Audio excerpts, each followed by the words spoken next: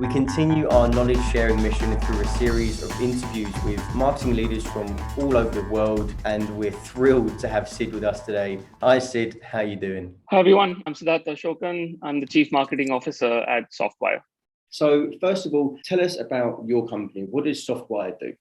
Softwire is essentially a digital transformation consulting firm. So we help our clients with new digital products and services. So anything from software development to digital transformation, digital strategy, sort of an end-to-end consultancy in the digital space.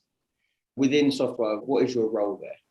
As a chief marketing officer, I've only been with Softwire a couple of months. So I'd say focused on overall sort of marketing strategy and execution. And if I break that down into maybe two main outcomes, one is really helping us elevate our brand to be known as a thought leader in the space and the market where we operate. And then the other one is really to help build a sustainable long-term demand generation engine working closely with the sales team. In terms of your primary marketing objectives right now, what would they be? A couple of things really. It was focused on figuring out the next 6 months really and rolling out a couple of really key campaigns. One is really moving away from broad-based sort of campaigns to slightly more targeted sector-focused campaigns. So we started thinking about that one. And then I think also from an overall SEO and search standpoint, that's another sort of program that we're starting to roll off because we wanted to reduce our reliance on PPC and focus more on organic search and thought leadership. What do you think is the most exciting marketing trend at the moment? How can marketers use it to achieve their goals as well?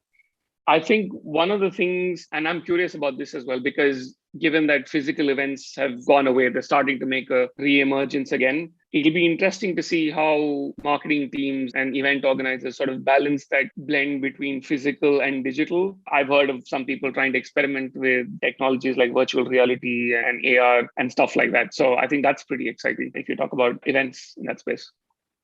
When it comes to organizing events, what types of challenges have you faced in the past? I think in the past, everything ranging from small logistical things such as, the AV equipment is not working, the Wi-Fi is not working, or the food's not arrived on time, stuff like that. But I think the thing that probably pains the most is last minute speaker cancellations. When someone can't make it, then you've got to try and figure out a backup and work on the fly. But right now, I think we're still, because everyone moved to webinars and a lot of online events, right now there's obviously clearly a lot of fatigue in the system. So we're trying to figure out what we can still do to attract audience. And I believe that as long as the content and the speakers are still engaging, you still will be able to get people to come to your online events. What was a great event that you attended last year? What made it different for you?